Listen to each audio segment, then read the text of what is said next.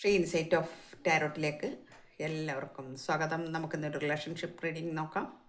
നമുക്ക് first card കിട്ടിയിരിക്കുന്നത് 4 of pentacles എന്ന ആ ഒരു കാർഡ് കിട്ടിയിട്ടുണ്ട്. അപ്പോൾ 4 ഓഫ് പെൻറ്റക്കിൾസ് എന്ന് ഉദ്ദേശിക്കുന്നത്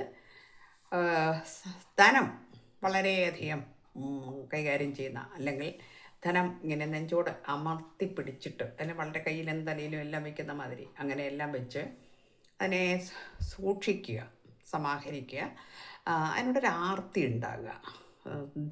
ധനം എന്ന് പറയുമ്പോൾ അത്തരം ഒരു വ്യക്തിയുടെ എനർജി നമുക്കിവിടെ വന്നിട്ടുണ്ട്. രണ്ടാമത് കിങ് ഓഫ് വാൻസ് വന്നിട്ടുണ്ട്. കിങ് ഓഫ് വാൻസ് എന്ന് പറഞ്ഞാൽ അതിനുവേണ്ടി എത്ര പ്രവർത്തിക്കാനും തയ്യാറാണെന്നാണ്. ഇപ്പം ധനമുണ്ടാക്കാൻ വേണ്ടിയിട്ട് എവിടെ വേണമെങ്കിലും പോകാം, ആരെ വേണമെങ്കിലും കാണാം. ഒരു ബിസിനസ് സാമ്രാജ്യം കെട്ടിപ്പടുത്തുയർത്തുക, ഒരു ന്യൂ ബിഗിനിങ്, കാര്യങ്ങൾ എന്തെല്ലാം പുതിയ പുതിയ സോഴ്സുകൾ വരുന്നു അതിലേക്കൊക്കെ നമ്മൾ ഇറങ്ങിച്ചെന്ന് നമുക്ക് ചെയ്യുന്നതിന് ഒരു മടിയും ഇല്ലാത്ത ഒരു വ്യക്തി എന്ന നിലയിലാണ് നമുക്ക് ആ കാർഡ് വന്നിരിക്കുന്നത്. അപ്പോൾ നിങ്ങളുടെ പേഴ്സൻ്റെ എനർജിയാണ് ആ കാർഡ് വന്നിരിക്കുന്നത് കേട്ടോ, രണ്ടെണ്ണം. നെക്സ്റ്റ് വന്നിരിക്കുന്നത് എംപ്രസ് ആണ്. എംപ്രസ് എന്ന് പറഞ്ഞാൽ നിങ്ങളുടെ എനർജിയാണ്. നിങ്ങളിവിടെ ഒരു എംപ്രസ് പോലെ, ഇവിടെ ഹി ഓർ ഷീ നിങ്ങൾ ആരാണെങ്കിലും എംപ്രസ് പോലെയാണ്. അതായത് വളരെ കാര്യബോധമുള്ള, നർച്ചറിങ് പവറുള്ള, കൈൻഡ് ഹേർട്ടഡ് ആയിട്ടുള്ള ഒരു വ്യക്തി. അബണ്ടൻസ് ആണ്, അതുപോലെ പ്രോസ്പെരിറ്റി ആണ്. എന്ന് വെച്ചാൽ ധനവും അതുപോലെയുള്ള എല്ലാ ഐശ്വര്യങ്ങളും നിറഞ്ഞ ഒരു വ്യക്തി എന്നാണ് നിങ്ങളെ കാണിക്കുന്നത്. അപ്പം നിങ്ങൾക്കിവിടെ ഒരു പ്രഗ്നൻസി കാർഡും കൂടെയാണിത്. പ്രഗ്നൻ്റായ ആൾക്കാർ കാണാം, അല്ലെങ്കിൽ ന്യൂ ബേബി ഉള്ളവർ കാണാം. ഇതൊരു ഫാമിലി കാർഡ്സാണ് വന്നുകൊണ്ടിരിക്കുന്നത്. അപ്പം നിങ്ങളുടെ വ്യക്തി എന്ന് പറയുന്നത് നേരത്തെ ഞാൻ പറഞ്ഞ എനർജിയാണ്. നിങ്ങളെന്ന് പറയുന്നത് ഇതാണ്. കാർഡ് അങ്ങനെ മുഴുവൻ കാണിക്കാൻ കഴിയാത്തത് കൊണ്ട് ഞാനിവിടെ ചെയ്യുകയാണ്, കാണിക്കുന്നില്ല കേട്ടോ. ഓക്കെ, നെക്സ്റ്റ് നിങ്ങൾക്ക് വന്നിരിക്കുന്നത് അതുകൊണ്ട് തന്നെ നിങ്ങൾ ഇവിടെ വളരെ ബോൾഡായിരിക്കുന്നു എന്നാണ്. വളരെ ബോൾഡായിരിക്കുക എന്ന് പറഞ്ഞാൽ നേരത്തെ പറഞ്ഞു, നിങ്ങൾ വളരെ എല്ലാത്തിലും ഒരു മികവ് പുലർത്തുന്ന വ്യക്തി ആയതുകൊണ്ട് തന്നെ ധനമുണ്ട്, അതുപോലെ ബാക്കിയെല്ലാം ഉണ്ട്, വളരെ നർച്ചറിങ് ആണ്. അതുപോലെ തന്നെ നിങ്ങളൊരു ബോൾഡ്നെസ് കീപ്പ് ചെയ്യുന്ന ആളും കൂടിയാണ്. എന്നുവെച്ചാൽ ഒരു രാജ്ഞിയുടെ പവർ പോലെ കുറച്ച് ആ ബോൾഡ്നെസ് നിങ്ങൾക്കിവിടെ ഉണ്ട്. അങ്ങനെ ആയതാണ് നിങ്ങൾ. എന്തുകൊണ്ടാണ് അങ്ങനെ ആയത് എന്ന് നമുക്ക് നോക്കാം. ഇവിടെ നിങ്ങളുടെ വ്യക്തി ധനത്തിൻ്റെ പുറകെയും അവരുടെ കരിയറിൻ്റെ പുറകെയും പോയി എന്ന് കാണിക്കുന്നുണ്ട്. അതുകൊണ്ട് തന്നെ 8 ഓഫ് കപ്സിൻ്റെ കാർഡ് വന്നിട്ടുണ്ട്. ആ കാർഡെന്ന് പറയുന്നത് നിങ്ങൾ ജീവിതവുമായിട്ട്, അല്ലെങ്കിൽ ഫീലിങ്സ്, അല്ലെങ്കിൽ ഇമോഷൻസ്, കാര്യങ്ങളിൽ നിന്ന് കുറച്ച് അകന്നു മാറി പോയിരിക്കുന്നു എന്ന് കാണിക്കുന്നു. കാരണം തിരക്കാണ്, അത്രയും തിരക്കുള്ള ഒരു വ്യക്തിയാണ് എന്ന് കാണിക്കുന്നുണ്ട്. അതുപോലെ അങ്ങനെ അത്തരം കാര്യങ്ങളിലൊന്നും അല്ല താല്പര്യം, ധനമുണ്ടാക്കുക എന്നുള്ള കാര്യങ്ങളിലാണ് കൂടുതൽ ഇൻട്രസ്റ്റ് ഉള്ളത്. അതിലേക്ക് പോയി എന്ന് കാണിക്കുന്നുണ്ട്. ജസ്റ്റിസ് വന്നിട്ടുണ്ട്. ഇവിടെ നിങ്ങൾ ജസ്റ്റിസ് ആഗ്രഹിക്കുന്നു. എങ്ങനെ പോയാൽ എങ്ങനെയാണ് ഈ ജീവിതം മുൻപോട്ട് കൊണ്ടുപോകാൻ കഴിയുന്നത് എന്ന് നിങ്ങൾ വ്യാകുലപ്പെടുന്നു. അതുകൊണ്ട് തന്നെ നിങ്ങൾ ഈശ്വരൻ്റെ പാദത്തിൽ എല്ലാ വേദനകളും സമർപ്പിക്കുന്നു. അതോടൊപ്പം തന്നെ നിങ്ങൾക്കൊരു നീതി വേണം എന്ന് നിങ്ങൾ ആത്മാർത്ഥമായിട്ട് പ്രാർത്ഥിക്കുന്നു എന്നൊക്കെയാണ് നമുക്കിവിടെ കാണുന്നത്. എന്തുകൊണ്ടാണ് ഈ വ്യക്തി ഇത്രമാത്രം അഡിക്റ്റഡ് ആയത് എന്ന് നമുക്ക് നോക്കാം. ഇവിടെ ഒരു ഡബിൾ എനർജി വന്നിട്ടുണ്ട്. ആ ഡബിൾ എനർജി എന്ന് പറയുന്നത് ഇവിടെ ഈ ധനമാണ് ഇവിടെ ഡബിള്. അപ്പോൾ ഈ ധനത്തിനോടുള്ള ആർത്തി അത് വളരെ വലിയ, അതൊരു ഡബിൾ എന്ന് പറയുന്ന ആ എനർജി പോലെ ആയി കഴിഞ്ഞിരിക്കുന്നു ഇപ്പോൾ എന്നാണ് നിലവിൽ. അങ്ങനെയാണ്. അതിന് കുറേ ഓപ്ഷൻസ് കാര്യങ്ങളൊക്കെ ഉണ്ട്. ഓപ്ഷൻസ് എന്ന് പറയുമ്പോൾ എവിടെയാണ് ഈ ബിസിനസ് സാമ്രാജ്യമാണെങ്കിലും ശരി, ഇനി ജോലിയുള്ള വ്യക്തിയാണെങ്കിൽ പോലും അതൊരു സൈഡ് ബിസിനസ് പോലെ ബിസിനസ്സുകൾ ചെയ്യുന്ന ആളാണെന്ന് കാണിക്കുന്നുണ്ട്. അതിന് പല പല ഓപ്ഷൻസ് തിരയുന്നുണ്ട്. എവിടെയാണ് എവിടെ നിന്നൊക്കെയാണ് എനിക്ക് ഇതിനൊരു സാധ്യത എന്ന് വളരെ അധികം ശ്രദ്ധിച്ച് കാര്യങ്ങൾ നോക്കുന്നു എന്ന് കാണിക്കുന്നുണ്ട്. അതുകൊണ്ട് തന്നെ ചില തീരുമാനങ്ങൾ എടുക്കാൻ ഇവിടെ കഴിയുന്നില്ല എന്നാണ് പറയുന്നത്. 2 ഓഫ് പെൻറ്റക്കിൾസ് വന്നിട്ടുണ്ട്. അതുകൊണ്ടൊരു ഡിസിഷൻ മേക്കിങ്ങിന്, അല്ലെങ്കിൽ അത് ബാലൻസ് ചെയ്ത് കൊണ്ടുപോകാനൊക്കെ ശ്രമിക്കുന്നുണ്ടെങ്കിലും കഴിയുന്നില്ല എന്നുള്ളതാണ്. അതുകൊണ്ടാണ് നിങ്ങളിൽ നിന്ന് കുറച്ച് അകലം പാലിക്കുന്നത് എന്ന് കാണിക്കുന്നുണ്ട്. ഈ അകലം പാലിക്കുക എന്ന് പറഞ്ഞാൽ നിങ്ങളെ ദേഷ്യപ്പെട്ട് പിണങ്ങി ഇറങ്ങിപ്പോയി എന്നല്ല, ബ്രേക്കപ്പ് എന്നല്ല, അല്ലെങ്കിൽ നോ കോണ്ടാക്ട് സിറ്റുവേഷൻ എന്നൊന്നുമല്ല. ഇത് നിങ്ങളുടെ ഫാമിലിയാണ് കാണിക്കുന്നത്. ഒരു ഫാമിലി മാറ്ററായിട്ടാണ് കാണിക്കുന്നത്. അപ്പോൾ വേറെ നിങ്ങൾ ഇതിനകത്ത് റെസനേറ്റ് ചെയ്യുന്നവരെ ഞാൻ എപ്പോഴും പറയുന്ന പോലെ ജനറൽ റീഡിങ് ആയതുകൊണ്ട് റെസനേറ്റ് ചെയ്യുന്നവരെടുക്കണം. കാരണം എന്താ വെച്ചാൽ ഇവിടെ ചിലപ്പോൾ ഇവിടെ സിംഗിൾസിന് ഇതുപോലെയൊക്കെയുള്ള അനുഭവങ്ങൾ വരാം. അതുപോലെ തന്നെ ചില എക്സ്ട്രാ മാരിറ്റൽ അതിനും ഇങ്ങനെയൊക്കെ വരാം. അപ്പോൾ നിങ്ങൾക്ക് എങ്ങനെയാണോ അത് എന്ന് നിങ്ങൾ അത് നോക്കിയിട്ട് എടുക്കണം എന്നാണ് എനിക്ക് പറയാനുള്ളത്. അപ്പോൾ ഇതേമാതിരിയുള്ള ചില വിഷമങ്ങൾ ഇവിടെ ഭയങ്കരമായ കൺഫ്യൂഷനും ഈ വ്യക്തിക്ക് ഉണ്ടാക്കുന്നുണ്ട്. കൺഫ്യൂഷൻ ഉണ്ടാകാൻ പിന്നെ കാരണം കൺഫ്യൂഷനുണ്ട് എന്ന് പറഞ്ഞു. ഇവിടെ വളരെ ഓവർ തിങ്കിങ് ആയിട്ടുള്ള ഒരു വ്യക്തിയെ കാണുന്നത്. എല്ലാ സംഗതികളും എനിക്കെല്ലാം ഉണ്ട്, എല്ലാ ഐശ്വര്യങ്ങളുമുണ്ട്, എനിക്ക് ധാരാളം ധനമുണ്ട്. അപ്പോൾ ആ ധാരാളം ധനം എന്ന് പറഞ്ഞാൽ നമുക്കിവിടെ കാണിക്കുന്നത് ഈ കാട്ടിന് മുമ്പ് പിന്നെ നൈറ്റ് ഓഫ് പെൻറ്റക്കിൾസ് ആണ്. പണം ഈ പറഞ്ഞ വ്യക്തിയുടെ പുറകെ വരുന്നു എന്നാണ്. ധനം ഈ വ്യക്തിയുടെ പുറകെ വരുന്നുണ്ട്, അതിനൊന്നും ഒരു വിഷമവുമില്ല. അതുപോലെ തന്നെ ഒരു പിന്നെ രാജാവിൻ്റെ അല്ലെങ്കിൽ ഒരു രാജ്ഞിയുടെയൊക്കെ പദവിയിലാണ് ഇരിക്കുന്നത്. അപ്പോൾ ധനാഢ്യനാണ് അല്ലെ ധനാഢ്യയാണ്. എന്നാൽ ഇതെല്ലാം ഉണ്ടെങ്കിലും മാനസികമായിട്ട് സംഘർഷങ്ങളാണ്. പിന്നെ ബോൾഡാണ്, വളരെ പ്രാക്ടിക്കലാണ്, കാര്യങ്ങളൊക്കെ ശരി തന്നെയാണ്.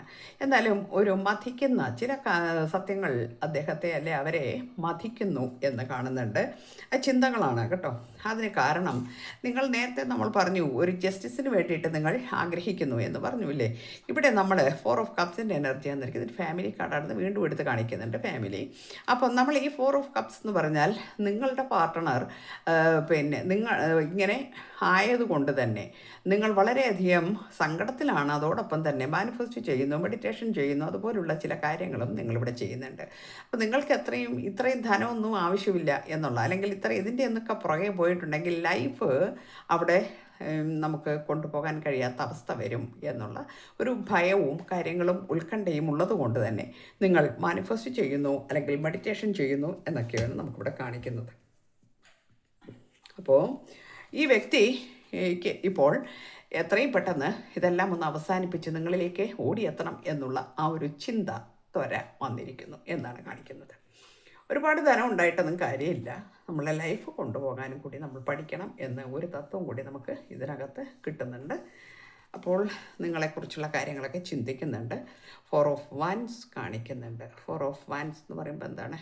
അതൊരു ഫാമിലി കാർഡാണ്. ബ്ലിസ്ഫുൾ ആൻഡ് അക്കംപ്ലിഷ്ഡ് ലവ് എന്നാണ് പറയുന്നത്. അപ്പോൾ അതാണ് കാണിക്കുന്നത് ഇവിടെ.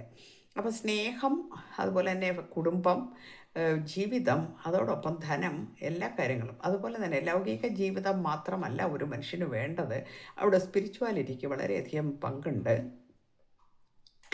ഭൗതികവും ആത്മീയവും, ലൗകികവും ആത്മീയവും ഒക്കെ കൂടി കൊണ്ടുപോകുമ്പോഴാണ് ജീവിതം വിജയിക്കുക എന്ന് ഈ വ്യക്തിക്ക്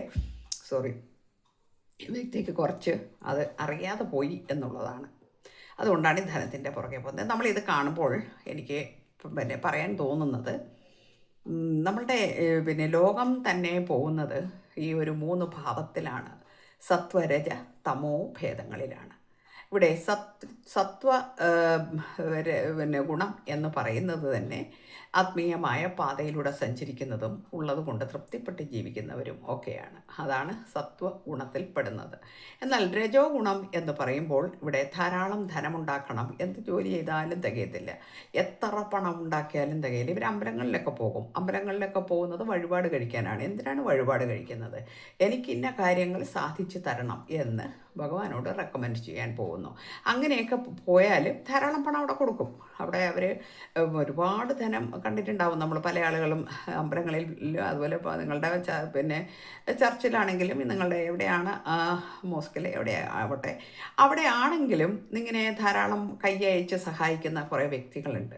അപ്പോൾ ഇവരവിടെ വളരെ അന്ന് ഇവരുടെ വിചാരം ഇതെല്ലാം കൊടുത്തു കഴിഞ്ഞാൽ ഭഗവാൻ പ്രീതി പെടും, എല്ലാം ശരി, എനിക്കെല്ലാം ഓക്കെയാണ് എന്നാണ്. എന്നാൽ പിന്നെ അത് ഈ രജോ ഗുണത്തിൻ്റെ ഒരു പ്രത്യേകതയാണ്. അവിടെ സമൂഹത്തിൽ അവർ കൊടുക്കുന്നുണ്ടാവും, അന്നദാനം കൊടുക്കുന്നുണ്ടാവും, അങ്ങനെയുള്ള പല കാര്യങ്ങളും ഇവർ ചെയ്യുന്നുണ്ടാവും. പക്ഷേ ഇവിടെ നമുക്ക് തമോ ഗുണം എന്ന് പറഞ്ഞാൽ അതും കൂടി ഒന്ന് പറഞ്ഞേക്കാം. തമോ ഗുണം എന്ന് പറഞ്ഞാൽ എന്തെല്ലാം ഉണ്ടെങ്കിലും ശരി അതിനെ ആസ്വദിക്കുക എന്നത് മാത്രമാണ്. ആ ഒരു തമോ ഗുണം എന്ന് പറയുമ്പോൾ തന്നെ ഒരു ഇരുട്ടാണ്. ആ ഇരുട്ടിലേക്ക് ഇങ്ങനെ കിടക്കുന്ന, അല്ലെങ്കിൽ പിന്നെ അധ്വാനിക്കാനോ അല്ല മറ്റു കാര്യങ്ങൾക്കോ കഴിയില്ല. ഉള്ളത് കൊണ്ട് അടിച്ചു പൊളിച്ച് ജീവിക്കുക. ആ ഒരു രീതിയിൽ ഞാനിത് ജസ്റ്റ് ഒന്ന് പറഞ്ഞതേ ഉള്ളൂ. ഇതിനെക്കുറിച്ച് പറയാനാണെങ്കിൽ ഇത്രയൊന്നും പോരാ, ആധികാരികമായിട്ട് വളരെയേറെ ഉണ്ട്. പക്ഷേ നമുക്കിത് കൊണ്ട് നിർത്താം. അപ്പോൾ ഇത് ഇങ്ങനെയുള്ള കുറേ ആളുകൾ ഉണ്ട്. ഈ 3 ഗുണത്തിലുള്ള ആളുകൾ. നമുക്ക് ഇന്നത്തെ എനർജി വന്നിരിക്കുന്നത് രജോ ഗുണത്തിലുള്ള ആൾക്കാരുടെയാണ്. അതിൽ നിങ്ങൾ എന്ന് പറയുന്ന വ്യക്തി കുറച്ച് സത്വഗുണമുള്ള വ്യക്തിയുമാണ്. അതുകൊണ്ടാണ് നിങ്ങൾ പ്രാർത്ഥിക്കുകയും മെഡിറ്റേഷൻ ചെയ്യുന്നതും. ഇത് രണ്ടും കൂടെ എന്താ പറയുക, പാരലായിട്ടേ പോകാൻ പറ്റുള്ളൂ എന്നാണ്. എന്നാൽ ഇടയ്ക്ക് ചില കൂട്ടുമുട്ടലുകൾ, അല്ലെങ്കിൽ ചില വേദനകൾ, ചില വിഷമങ്ങൾ, പെട്ടെന്ന് ചില ഓർമ്മകൾ ഒക്കെ വരും. അങ്ങനെ ഈ വ്യക്തി ഇപ്പോൾ അത് ഓർക്കുന്നു എന്നാണ്.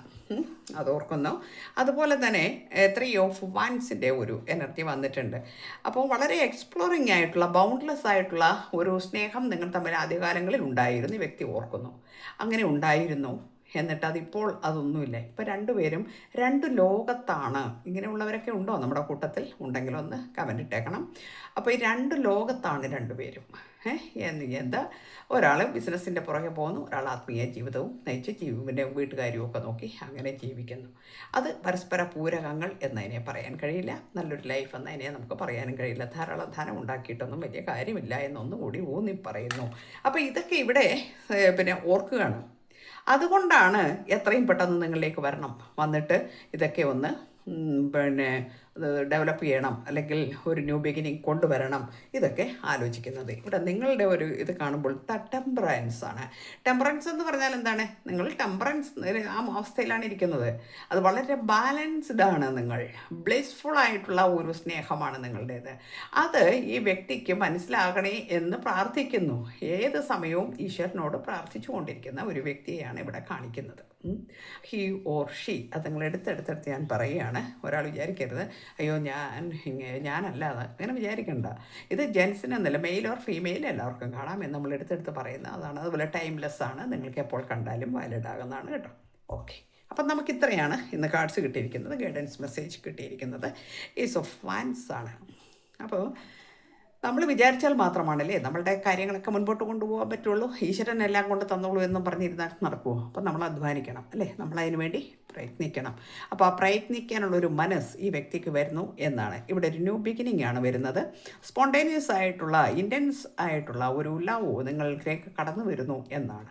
ഒരു പ്രകാശം പോലെ നിങ്ങളുടെ പ്രാർത്ഥന ഈശ്വരൻ കേട്ടിരിക്കുന്നു എന്നാണ്. അത് നിങ്ങളിലേക്ക് കടന്നു വരും എന്ന് തന്നെയാണ് നമുക്കിവിടെ തന്നിരിക്കുന്നത്. അതുകൊണ്ട് എല്ലാവരും ധൈര്യമായിട്ടിരിക്കൂ. എല്ലാം നല്ലതാവട്ടെ, ശുഭമാകട്ടെ, നമുക്ക് പ്രാർത്ഥിക്കാം. എല്ലാവർക്കും നല്ലത് വരട്ടെ. Thank you universe.